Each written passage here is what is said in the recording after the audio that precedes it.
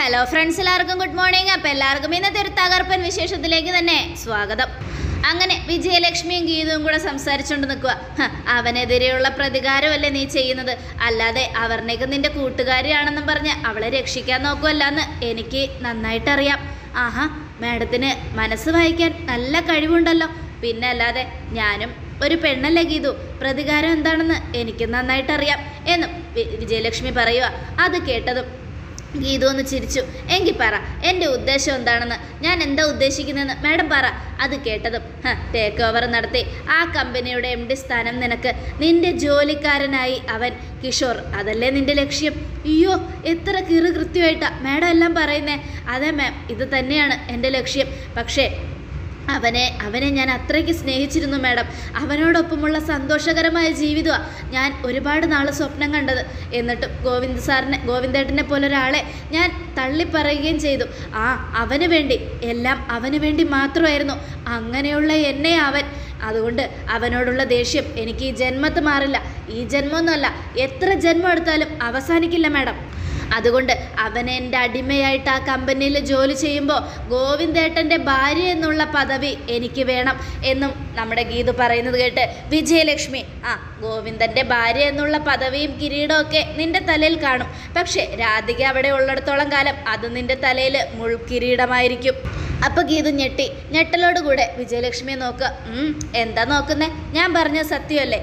രാധിക അവിടെ ഉള്ളിടത്തോളം കാലം നിന്നെയും ഗോവിന്ദനെയും ഒരുമിച്ച് ജീവിക്കാൻ അവരനുവദിക്കുമോ? അത് കേട്ടതും അത് ശരിയാ മാഡം. അവരൊറ്റൊരുത്തി കാരണം എനിക്കിന്ന് ഗോവിന്ദേട്ടനോടൊപ്പം സന്തോഷമായിട്ട് അവിടെ ജീവിക്കാൻ പറ്റാത്തത്. രണ്ടാം അമ്മയുടെയും അവരുടെ മകൻ്റെയും ലക്ഷ്യം ഗോവിന്ദേട്ടൻ്റെ മരണമാണെന്ന് എത്ര പറഞ്ഞിട്ടും ഗോവിന്ദേട്ടനും വിശ്വസിക്കുന്നില്ല.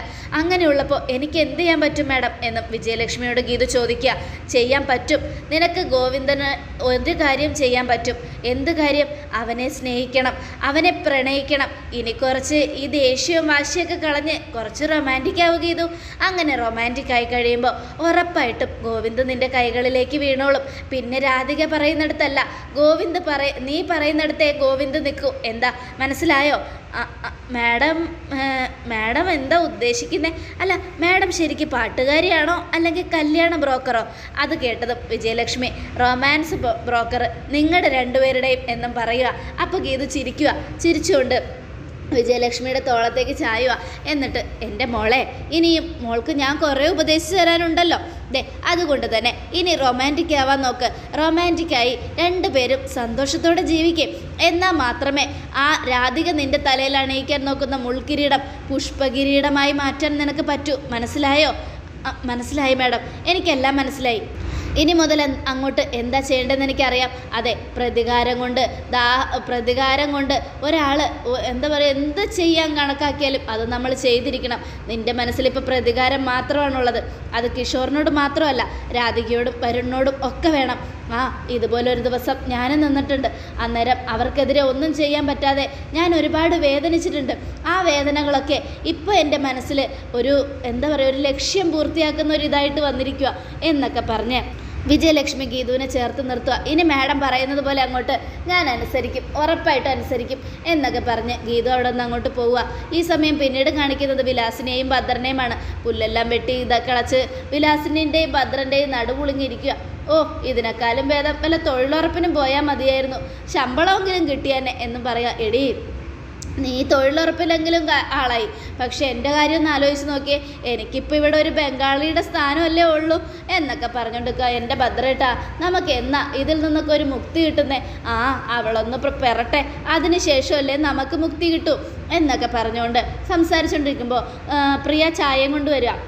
അച്ഛാ, അമ്മേ, ഇന്ന് ചായ. ഇതെന്താ മോളെ, കട്ടൻ കാപ്പി മാത്രമേ ഉള്ളൂ, കടിയൊന്നുമില്ലേ? അയ്യോ, ഞാനൊന്നും ഉണ്ടാക്കിയില്ലല്ലോ അച്ഛാ. അടുക്കളയിലേക്ക് കയറിയാലേ എനിക്ക് ഛർദ്ദിക്കാൻ വരും, അതുകൊണ്ടാ ഒന്നും ഉണ്ടാക്കാതിരുന്നത്.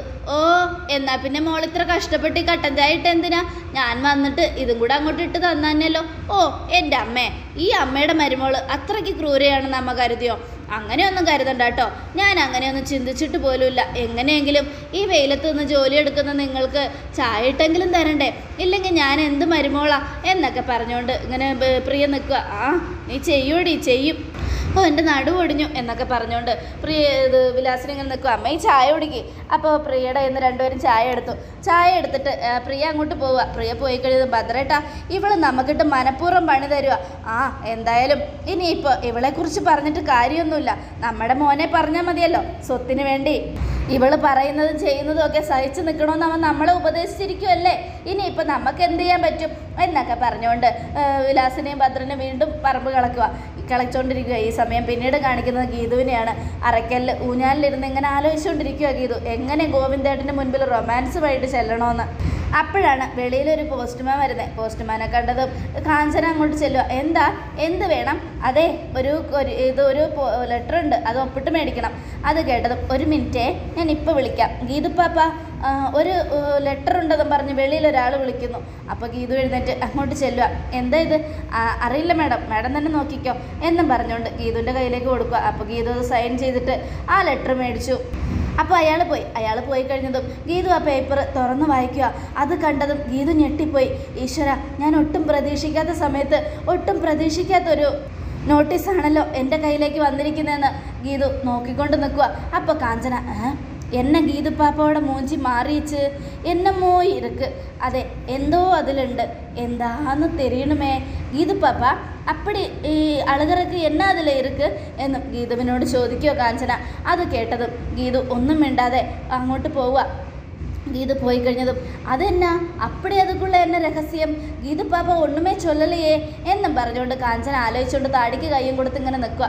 എന്നാന്ന് തെരിഞ്ഞിട്ടതാ കാര്യം എന്നും പറഞ്ഞ് പിന്നാലെ പോയി.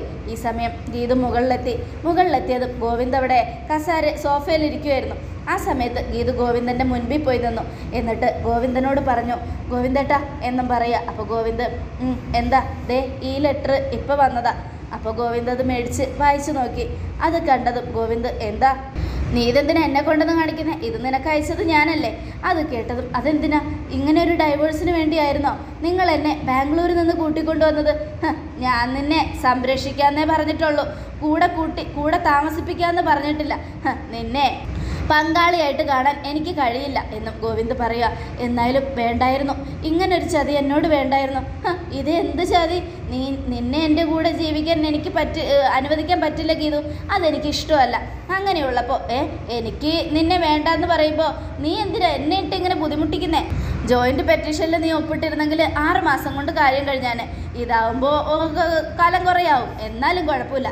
എനിക്ക് നിന്നിൽ ഡിവോഴ്സ് കിട്ടുമല്ലോ. അല്ല, നിങ്ങളെന്നെ സംരക്ഷിക്കുമെന്ന് പറയുന്നുണ്ടല്ലോ, അതെങ്ങനെയാണ് സംരക്ഷിക്കാൻ പോകുന്നത്? ഒരു സ്പോൺസർ, അതല്ലാതെ മറ്റൊന്നുമില്ല എന്നും ഗോവിന്ദ് പറയുക. അങ്ങനെ ഒരു കാര്യമൊന്നും എനിക്ക് നിങ്ങളുടെ കയ്യിൽ നിന്നും വേണ്ട, ഞാൻ പ്രതീക്ഷിച്ചിട്ടുമില്ല എന്നും ഗീതു. വേണ്ടെങ്കിൽ വേണ്ട, പക്ഷേ എനിക്ക് നീ ഡൈവേഴ്സ് പേപ്പറിൽ ഒപ്പിട്ട് തന്നില്ലെങ്കിൽ കേസുമായിട്ട് ഞാൻ മുന്നോട്ട് പോകും. കോടതി കൂടുമ്പോൾ ചിലപ്പോൾ എനിക്ക് നിനക്കെതിരെയുള്ള തെളിവുകളൊക്കെ നിർത്തേണ്ടി വരും. അതിൽ നീ സങ്കടപ്പെട്ടിട്ടേ കാര്യമുള്ളൂ. കാരണം ജോയിൻറ്റ് പെറ്റീഷനിൽ ഒപ്പിടാൻ നീ തയ്യാറല്ല. അങ്ങനെ ഒപ്പിട്ടിരുന്നെങ്കിൽ ഒരു പ്രശ്നവും നേരിടേണ്ടി വരില്ലായിരുന്നു. പക്ഷേ ഇതിപ്പോൾ നിൻ്റെ പഴയ കഥകളൊക്കെ എനിക്ക് അവരുടെ മുൻപിൽ വെളിപ്പെടുത്തേണ്ടി വരും. സാരമില്ല, നീ എന്നോട് ക്ഷമിച്ചേക്ക്. നിന്നെ എൻ്റെ ജീവിതത്തിൽ നിന്നും പറിച്ചു മാറ്റാൻ എനിക്കിതല്ലാതെ വേറെ വഴിയില്ല, എന്നാ പിടിക്ക് എന്നും പറഞ്ഞുകൊണ്ട് ഗോവിന്ദ് അങ്ങോട്ട് പോയി. ഗോവിന്ദ് പോയി കഴിഞ്ഞതും ഗീതു കരഞ്ഞുകൊണ്ട് നിൽക്കുക. അപ്പോഴേക്കും രാധിക ചിരിച്ചുകൊണ്ട് വന്ന് ഗീതുവിൻ്റെ തോളത്തൊന്ന് തൊട്ടു. ഗീതു തിരിഞ്ഞു നോക്കി. ഇപ്പം എന്തായടി? അറയ്ക്കൽ തറവാട്ടിലെ രാധിക വിചാരിച്ച എന്തും നടക്കുമെന്ന് ഇപ്പം നിനക്ക് മനസ്സിലായോ? എൻ്റെ കണ്ണൻ്റെ കൂടെ ജീവിക്കാൻ ഒരു അർഹതയും നിനക്കില്ല. അങ്ങനെയുള്ളപ്പോൾ എന്തിനാടീ അവൻ്റെ വാലെ പിടിച്ച് തൂങ്ങി നടക്കുന്നേ? മര്യാദയ്ക്ക് ആ ജോയിൻറ്റ് പെറ്റീഷനിൽ ഒപ്പിട്ടിരുന്നെങ്കിൽ നിൻ്റെ പഴയ കാലമൊന്നും അവരറിയില്ലായിരുന്നു. ഇതിപ്പോൾ ന്യൂസിലായാലും എന്തിലായാലും നിൻ്റെ പഴയകാല ജീവിതവും കിഷോർ എന്ന കാമുകൻ നിനക്കുള്ള കാര്യവും ഒക്കെ നാട്ടുകാരും മുഴുവനും അറിയും. നിന്നെ നാണം കെടുത്തും. എൻ്റെ കണ്ണൻ തന്നെ അത് ചെയ്യുമെന്ന് ഓർക്കുമ്പോൾ എനിക്ക് ഭയങ്കര സന്തോഷം തോന്നുക. ഇനി ഞാൻ നിന്നോട് ഇന്നലെ പറഞ്ഞല്ലോ പെട്ടിയൊക്കെ എടുത്ത് റെഡിയാക്കി വെച്ചോളാൻ. നീ റെഡിയാക്കി വെച്ചിട്ടുണ്ടോ? എപ്പോൾ കണ്ണൻ പറയുന്നോ അപ്പം ഇവിടെ നിന്ന് ഇറങ്ങാനുള്ളതാ.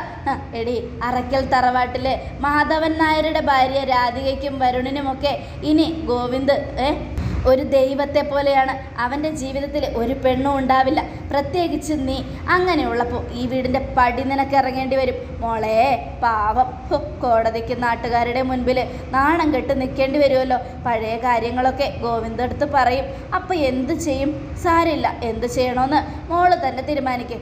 6 മാസം കൊണ്ട് പിരിഞ്ഞു പോകണോ, ഇല്ലെങ്കിൽ പഴയ കഥകളൊക്കെ നാട്ടുകാർ മുഴുവനും അറിഞ്ഞിട്ട് അതിനുശേഷം പിരിഞ്ഞു പോകണമെന്ന്. കേട്ടല്ലോ, നിന്നെ പിരിയാൻ വേണ്ടി കണ്ണൻ എന്തായാലും കിഷോറിൻ്റെ കാര്യമൊക്കെ എടുത്ത് പറയും. അങ്ങനെയാവുമ്പോൾ നീ നാണം കെടും. നാണക്കേട് സഹിക്കാനാകാതെ തൂങ്ങിച്ചാകേണ്ട അവസ്ഥ വരും നിനക്ക്. അതുകൊണ്ട് മോള് നന്നായിട്ട് ആലോചിക്കുക എന്നും പറഞ്ഞുകൊണ്ട് രാധിക അവിടെ ഒന്ന് പോവുക. ചങ്ക് തകർന്ന് ഗീതു പെട്ടെന്ന് തന്നെ ആ ലെറ്റർ നമ്മുടെ വിജയലക്ഷ്മിയുടെ കയ്യിൽ കൊണ്ടുവന്ന് കൊടുക്കുക. അപ്പോൾ വിജയലക്ഷ്മി അത് വായിച്ചു നോക്കി. വായിച്ചിട്ട് വിജയലക്ഷ്മിക്കും എന്ത് ചെയ്യണമെന്ന് ഇങ്ങനെ ആലോചിക്കുക. ഈശ്വര, ഇങ്ങനൊരു തിരിച്ചടി ഞാനും പ്രതീക്ഷിച്ചില്ലല്ലോ എന്നൊക്കെ ആലോചിച്ചുകൊണ്ട് വിജയലക്ഷ്മി നിൽക്കുക. ആ റൊമാൻറ്റിക് എന്നൊക്കെ പറഞ്ഞ് ആലോചിച്ചുകൊണ്ട് നിൽക്കുന്ന സമയത്തായിരുന്നു മാഡം ഇത്രയും തിരിച്ചടിപ്പെട്ട ഒരു നോട്ടീസ് എൻ്റെ കൈകളിലേക്ക് വന്നത്. എന്ത് ചെയ്യണമെന്ന് എനിക്കൊരു പിടിയും കിട്ടുന്നില്ല മാഡം. ഗോവിന്ദേട്ടന് എന്നെ അത്രയ്ക്ക് വെറുപ്പാണ്. ഞാൻ അങ്ങനെയുള്ള കാര്യമാണല്ലോ ചെയ്തത്. ഗോവിന്ദേട്ടനെ പറഞ്ഞിട്ടും കാര്യമില്ല. ഞാൻ പറഞ്ഞല്ലോ ഗീതു, രാധിക എന്നൊരു സാധനം ആ വീട്ടിലുള്ളപ്പോൾ നിനക്ക് ആ ഗോവിന്ദൻ്റെ ഭാര്യ എന്നുള്ള പുഷ്പകിരീടം മുൾക്കിരീടമായിരിക്കുമെന്ന്. അത് പുഷ്പകിരീടമായിട്ട് മാറണമെങ്കിൽ നീ ഗോവിന്ദനെ കയ്യിലെടുക്കണമെന്ന്. അതുകൊണ്ട് അങ്ങനെ തന്നെ ചെയ്യും. പക്ഷേ ഇനി എനിക്ക് എന്ത് ചെയ്യാൻ പറ്റും മാഡം? എൻ്റെ പഴയകാല കഥകളൊക്കെ തുറന്നു പറഞ്ഞ് കോടതിക്ക് മുൻപിൽ എൻ്റെ കയ്യിൽ നിന്നും സൈൻ മേടിക്കുമെന്ന, അതും ഡിവോഴ്സ് പേപ്പറിൽ സൈൻ മേടിക്കുമെന്ന ഗോവിന്ദേട്ടൻ പറഞ്ഞത്. എനിക്ക് എന്ത് ചെയ്യാൻ പറ്റും? ഞാനൊരു പെണ്ണായി പോയില്ലേ. എനിക്കൊരു തെറ്റ് പറ്റിപ്പോയി. ഞാൻ അവനെ കണ്ണുടച്ച് വിശ്വസിച്ച് പോയി.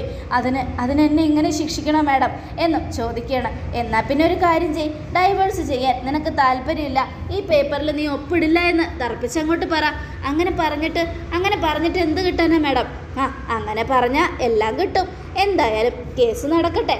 ഈ പേപ്പറിന് റിപ്ലൈ കൊടുക്കാൻ 30 ദിവസം സമയമുണ്ട്. അതിനുള്ളിൽ നമുക്ക് എന്തെങ്കിലും ചെയ്യാന്നേ. ഇപ്പം നീ ധൈര്യമായിട്ട് രാധികയുടെ മുഖത്ത് നോക്കി പറയണം, ഞാൻ ഗോവിന്ദേട്ടന് ഡിവോഴ്സ് ചെയ്യില്ല എന്ന്. കേസ് കോടതിയിലെത്തിയാലും നമുക്ക് നോക്കാന്നേ. കേസ് നടക്കട്ടെ, മോള് ധൈര്യമായിട്ടിരിക്കേ, ഞാനൊപ്പം ഉണ്ടല്ലോ എന്നും വിജയലക്ഷ്മി പറയുക. അത് കേട്ടതും പക്ഷെ മാഡം എന്താ എഗ്രിമെൻറ്റ് അവസാനിപ്പിച്ച് ഗോവിന്ദനെ പിരിഞ്ഞു പോകാനിരുന്നവളല്ലേ നീ? അതെ, പിന്നെ എന്തിനാ ഇപ്പം സങ്കടപ്പെടുന്നേ? ഇപ്പം നീ തിരിച്ചു വന്നിരിക്കുന്ന എന്തിനാ? അവൻ്റെ ജീവൻ രക്ഷിക്കാൻ. ഈ 30 ദിവസത്തിനുള്ളിൽ ഗോവിന്ദനെ കൊല്ലാൻ വേണ്ടി നിൽക്കുന്നവരാണ് രണ്ടാനമ്മയും അവരുടെ മകനും എന്നുള്ള കാര്യം അവന് മുൻപിൽ തെളിയിച്ചു കൊടുത്താൽ മതി. പക്ഷേ നമ്മൾ എന്ത് ചെയ്യും മാഡം? എന്ത് ചെയ്താലും ഗോവിന്ദേട്ടൻ അത് വിശ്വസിക്കില്ലല്ലോ. വിശ്വസിപ്പിക്കുന്ന രീതിയിലുള്ള കാര്യങ്ങൾ ചെയ്യണം. അങ്ങനെയാണെങ്കിൽ ഉറപ്പായിട്ടും അവൻ വിശ്വസിക്കും. എനിക്ക് നന്നായിട്ട് അറിയാൻ ഗീതു എന്താ ചെയ്യേണ്ടതെന്ന്. നീ ധൈര്യമായിട്ടിരിക്കെ, നിനക്ക് ഒരാപത്ത് സംഭവിക്കാതെ ഞാൻ നോക്കിക്കോളാം. നിന്റെ ജീവന് ഞാൻ ഗ്യാരണ്ടി. എന്താ പോരെ എന്നും വിജയലക്ഷ്മി പറയുക. ഇത് കേട്ടതും എന്നെക്കൊണ്ട് സാധിക്കും മാഡം, സാധിക്കും. ഒരു പെണ്ണ് വിചാരിച്ചാൽ നടക്കാത്തതായിട്ട് ഒന്നുമില്ല. മോള് ധൈര്യമായിട്ടിരിക്കെ. രാധികയെയും വരുണിനെയും എന്താ ചെയ്യേണ്ടതെന്ന് എനിക്ക് നന്നായിട്ടറിയാം. പക്ഷേ നീ ധൈര്യമായിട്ടിരിക്കെ. നിൻ്റെ ഈ ഡൈവേഴ്സ് നിൻ്റെ കയ്യിൽ കിട്ടിയിരിക്കുന്ന ഈ നോട്ടീസിന് ഒരു വിലയും ഇല്ലയെന്ന് പറഞ്ഞ് ചുരുട്ടിക്കൂട്ടി അവരുടെ മുഖത്തേക്ക് എറിയണം. എന്താ നിനക്ക് ചെയ്യാൻ പറ്റുമോ? പറ്റും മാഡം, എനിക്ക് ഉറപ്പായിട്ടും ചെയ്യാൻ പറ്റും. എന്നാൽ ധൈര്യമായിട്ട് പോമോളെ എന്നും വിജയലക്ഷ്മി ഗീതുവിനെ ഉപദേശിക്കുകയാണ്. അപ്പോൾ കയ്യിലുള്ള നോട്ടീസ് മേടിച്ചുകൊണ്ട് ഗീതു തിരിച്ചെത്തിയതും ഗീതുവിൻ്റെ പെട്ടിയൊക്കെ അവിടെ വീടിന് മുൻപിൽ വെച്ചിരിക്കുക, അതും വരാന്തയിൽ. അപ്പോൾ അയ്യപ്പൻ നായർ അങ്ങോട്ട് വരിക. അയ്യപ്പൻ നായർ വന്നിട്ട്, മോളെ ഗീതു, നിൻ്റെ പെട്ടിയൊക്കെ എടുത്ത് പുറത്ത് വയ്ക്കുന്ന കണ്ടു കാഞ്ചന. എന്താന്ന് ചോദിച്ചപ്പോൾ രാധികാമ്മ പറഞ്ഞിട്ടാന്ന് പറഞ്ഞു. എന്താ പ്രശ്നം മോളെ? ഒരു പിടിയും കിട്ടുന്നില്ലല്ലോ. എന്താ നിങ്ങൾ തമ്മിൽ എന്തെങ്കിലും പ്രശ്നം ഉണ്ടായോ എന്നും ചോദിക്കുകയാണ്. അപ്പോൾ ഗീതു ഒന്നും മിണ്ടാതെ നിൽക്കും. അപ്പോഴേക്കും കാഞ്ചന വന്നു. സോറി ഗീതു പാപ്പ, ഞാൻ എന്നാ പണ്ടത്? രാധിക മാമി சொன்னா എനിക്ക് അനുസരിക്കാതിരിക്കാൻ പറ്റില്ലല്ലോ എന്നും. അത് കേട്ടതും ഗീതു കാഞ്ചനയെ നോക്കുക. അപ്പോഴേക്കും രാധികയും വരുണും അങ്ങോട്ട് വന്നു. നിന്നോട് ഞാൻ പറഞ്ഞില്ലേ അറയ്ക്കൽ തറവാട്ടിൽ ഇനി നിനക്കൊരു സ്ഥാനം ഇല്ലയെന്ന്. എത്രയും പെട്ടെന്ന് നിൻ്റെ പെട്ടിയൊക്കെ ആയിട്ട് നീ പൊയ്ക്കോ. അങ്ങനെ ഇറങ്ങിപ്പോകാൻ വേണ്ടിയല്ല ഞാൻ ഇങ്ങോട്ട് കയറി വന്നത് എന്നും ഗീതു. എടി, നിന്നെ അവന് വേണ്ട. അവൻ്റെ ജീവിതത്തിൽ നിന്നെ അവന് കൂടെ കൂട്ടാൻ പോലും ഇഷ്ടമില്ല. അങ്ങനെയുള്ളപ്പോൾ നീ എന്തിനാടേ അവൻ്റെ വാലെ കടിച്ചു തൂങ്ങി കിടക്കുന്നേ എന്നും ഗീതുവിനോട് ചോദിക്കാം.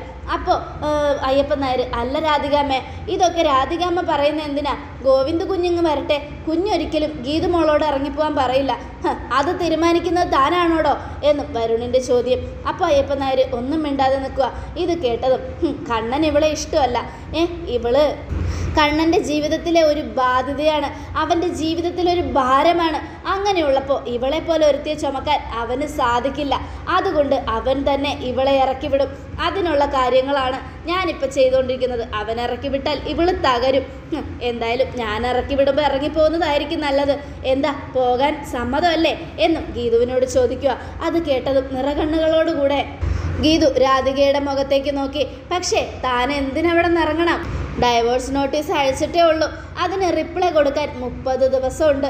30 ദിവസം ഗീതു എന്തെങ്കിലുമൊക്കെ ചെയ്യും, ഉറപ്പായിട്ടും ചെയ്യും. രാധികയ്ക്ക് ഇനി തിരിച്ചടിയുടെ നാളുകളാണ്. ആ തിരിച്ചടി എന്താണെന്നറിയാൻ ഉറപ്പായിട്ടും കാത്തിരിക്കാം. അതേ പ്രേക്ഷകരെ മിസ് ചെയ്യാതെ കാണണം.